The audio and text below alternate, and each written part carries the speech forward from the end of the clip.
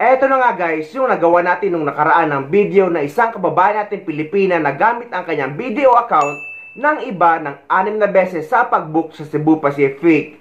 At nung tumawag siya sa video, ay hindi daw may babalik ang pera dahil nga legit daw ang transaksyon. Ngunit dahil nga nag-viral ang post niya sa social media, ay sa huli na ibalik din ito sa kanya. Dalawang content creator ang nawala ng pera sa kanilang account kahit na hindi nagkiklik ng link at walang natanggap na one-time password. Ayon sa otoridad, posibleng kaso yan ng e-pickpocketing. Nasa frontline ng balitang yan si Faith Del Mundo.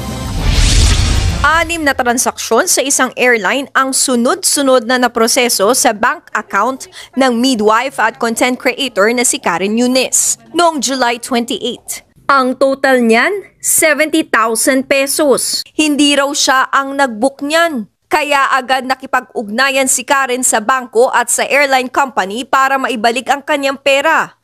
Giit niya, unauthorized ang mga transaksyon lalo't maingat siya sa paggamit ng mga mobile app. Ulit ako yung sabi, hindi daw mabalik yung pera ko dahil valid daw yung transaction. Sabi ko, paanong valid yun kung wala ako na-receive na OTP? Baka pwede investigahan nyo din si Cebu Pacific, sinong nag-book niyan. Ganun-ganun lang sasabihin nyo sa akin na valid yung transaction. Naghihirapan niyang kitain ang pera, pinagpupuyatan. Tapos, mawawala lang ng ganun-ganun. Matapos ang higit 1 buwan, naibalik ang pera sa account ni Karen. Pero nananatiling misteryoso ang mga nakaltas na pera. Ang businessman at content creator ding si Armson Panessa nawala ng 18,000 pesos sa kanyang bangko noong August 4. Sa kaso naman yan, sinagot lang daw ni Armson ang isang tawag. Pero wala raw nagsasalita at naputol din ang tawag. Makalipas lang ang ilang oras, inabisuhan na siya ng bangko na may mga transaksyon sa kanyang account. Wala din ako nakiklik na link kasi hindi talaga ako pala check ng messages. So wala kayo nare-receive like OTP? Wala ako nare-receive na OTP at all. Matapos ang 2 linggo, naisoli rin ang perang nawala kay Armson. Ayon sa Department of Information and Communications Technology, nangyayari na sa ibang bansa ang insidente nang nakukuha na ng pera kahit walang one-time PIN, walang kiniklik na link at wala ring hinihinging impormasyon. Ang tawag dyan, e-pickpocketing o digital pickpocketing. Well, it's possible na kasi the technology right now has evolved that yung tinatawag natin ng mga e-pickpockets, they use yung mga NFC tsaka yung mga RFIDs natin, didikit lang doon sa mga phones natin, makukuha na lahat ng details. They could skim it, tapos they could manipulate it, they can access it. Kasi nga, nakuha na yung details mo with your phones. Ang RFID ay gumagamit ng radio waves para magbasa ng datos, gaya ng ginagamit sa toll collection sa mga expressway. Ang NFC naman ay isang feature sa mga mobile phone ngayon, kung saan pwedeng maglipat ng datos kapag nagkakalapit lang ang 2 device.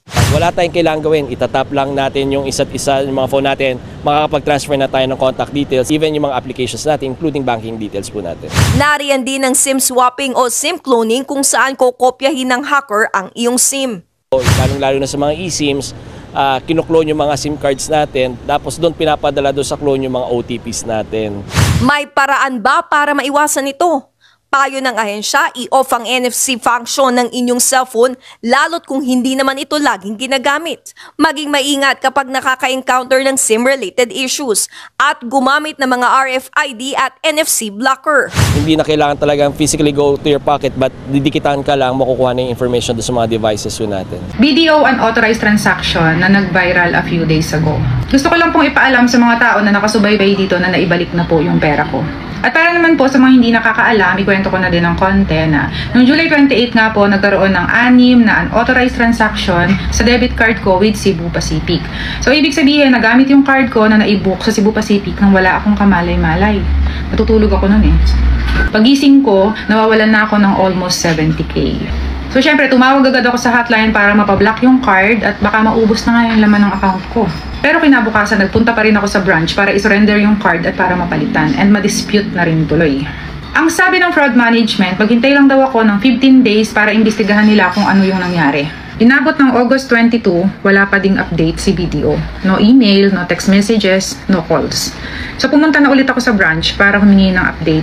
Humingi ng tulong para makakonect ulit sa fraud management kasi ito na-try kong mag-dial dito sa aming landline. Hindi ako makakonect, ang hirap makakonect sa fraud management. So ayun, sumagot. Doon nila sinabi sa akin na hindi ko daw mababawi yung pera ko kasi valid daw yung transaction. Ang tanong ko, paano pong naging valid? Hindi naman po ako naka-receive ng OTP. Ang sagot lang nila sa akin, hindi na po namin kayo masasagot dyan. Kung meron po kayong mga katanungan, mag-email na lang po kayo dito. So may binigay sa aking email address. Nag-email naman ako. At walang sumasagot. Wala din text, wala din call, ganun-ganun na lang yun.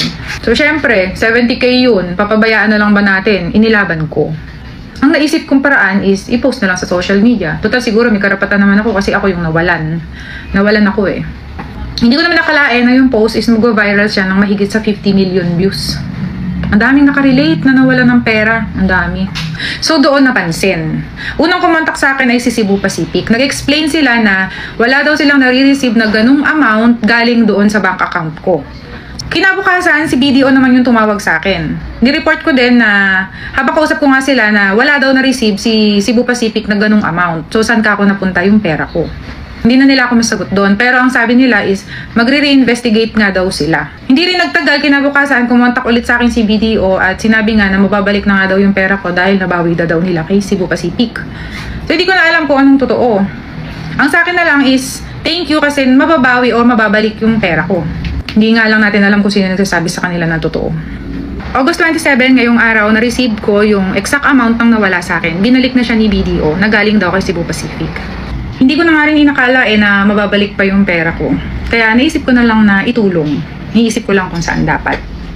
Sana din po yung mga ibang nawawalan ng pera, magawan din po ng paraan na ma-reinvestigate at maibalik pa sa kanila dahil hindi po ganun kadali mag-ipon ng pera. Pinaghihirapan po nila yan. Pinagtatrabahuhan, pinagpupuyatan. Paalaala na lang din po na mag-iingat po tayo. Grabe na po yung mga galing ng mga hacker at mga scammer ngayon. Nag-upgrade na sila. Nakukuha na nila yung mga pera natin na walang OTP approval. Again, para sa mga may online banking, kahit na anong bangko pa yan, dapat palagi tayong mag-iingat. Lagi nating ilalak yung card natin kung hindi naman palaging ginagamit. Yun lang po. Case closed. Sobrang nakakatakot na talaga ang pera natin sa panahon ngayon. At ang pinakamasakit dito kung isang OFW ang mabiktima nito. Dahil nagpapakahirap ka magtrabaho sa ibang bansa para makaipon, malilimas ng ganon-ganon na lang. Kaya guys, sa mga gumagamit ng mga online banking, kailangan natin magdoble ingat. Huwag ding sasagot basta-basta sa mga tumatawag, lalo na't kapag nagpapakilala ito mga taga-bangko. At huwag basta-basta magkiklik or mag-sign up sa mga link. At kagaya nga sa sinabi ni Kabayan na agree ako, na mas maigi na ilock nyo ang card nyo sa settings ng inyong online banking para hindi magamit ng iba or ng mga unauthorized transaction.